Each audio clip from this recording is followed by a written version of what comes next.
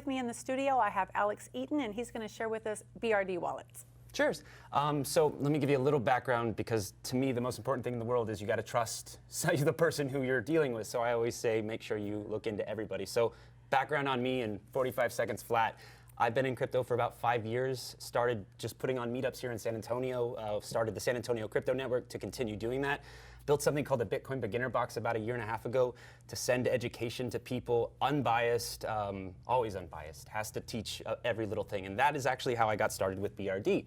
I realized that there was a need for community support. You could go to Coinbase and buy Bitcoin all day long, but if you needed help, you had to send an email and wait 3 weeks. So basically approaching BRD saying, let me help you with your community and answering questions. So for 8 months now, I have been helping people download, to me, the simplest, easiest wallet to use.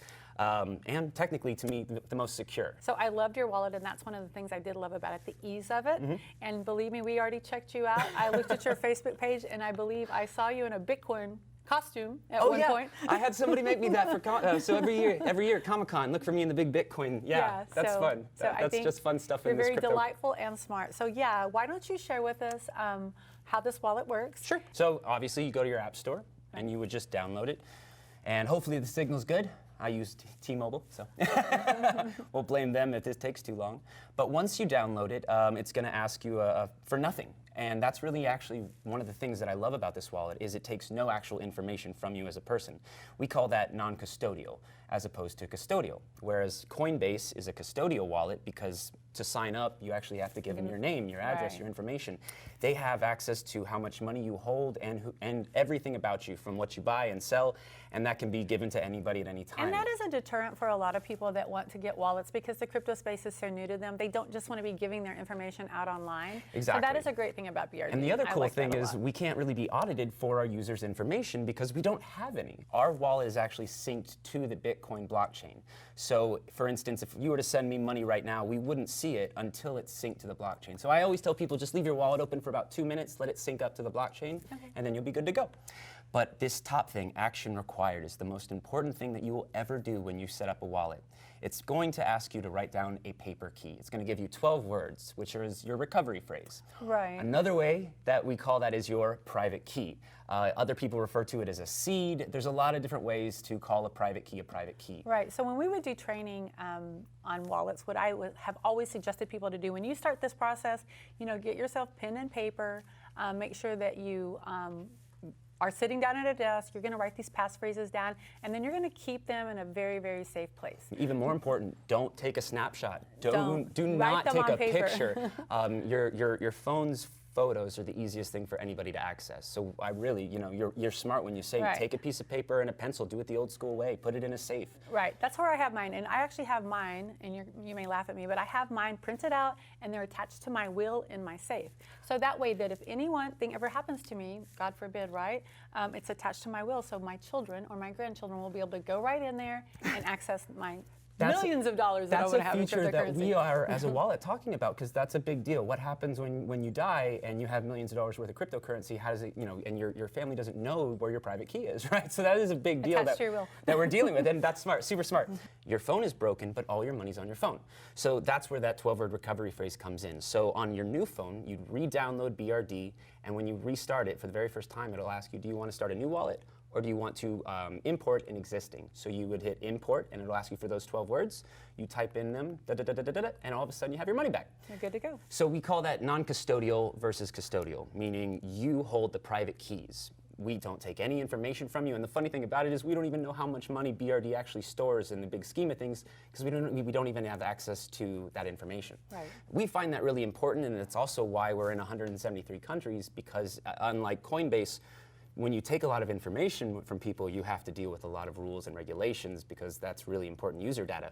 Since we have none, we can easily skirt through all these different places and really do that thing that we always talk about, which is banking the unbanked. We recently did an airdrop for 30 BRD tokens, and I want to say probably about 5,000 of the users were from different parts of Africa, and that $12 worth of BRD was substantial to them. Not even that, but the fact that they can now have a wallet on a phone, which is such a big deal for the countries that haven't really had access to things like Coinbase. Because how do you get into it if you can't buy any? A question for you, how long has BRD been around? So You're in BRD, 173 countries already? 173 Wow, countries, maybe that's- 174, 172. I don't know, it keeps going up and down based on regulations, always changing. But BRD used to be Bread, and before that it was Bread Wallet. And Bread Wallet started back in 2014, so we've been around for just about 4 years, and we have about 1.3 million users right now, which I'm really, really proud of, because we were only at 750 about 6 months ago, so we've almost doubled in about 6 months, which is 7 months, which is great. So if you're in the United States, it's actually the cheapest way to buy Bitcoin right now. Coinbase charges, I think, 2.75%. I may be off by 0.25%. Right. We charge 1% plus 50 cents Bitcoin? to buy Bitcoin. Through BRD? Through BRD, yeah. So for instance, Wow. you can literally buy, with USD. I am so glad I through your invited bank you on account, the show. right? So you can buy Bitcoin, but only Bitcoin right now. Right. As our partners allow us to, have our users buy Ethereum, then we can pass that on. But right now, Bitcoin only.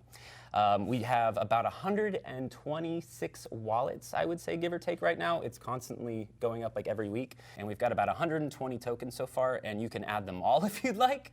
And once you come back, you'll notice all of a sudden that Your dashboard has your all that. dashboard has gotten a lot bigger. You have a lot more wallets. And so all the wallets are exactly the same. You can send and you can receive, and you can see your balance, and you can see the price of that token at the time.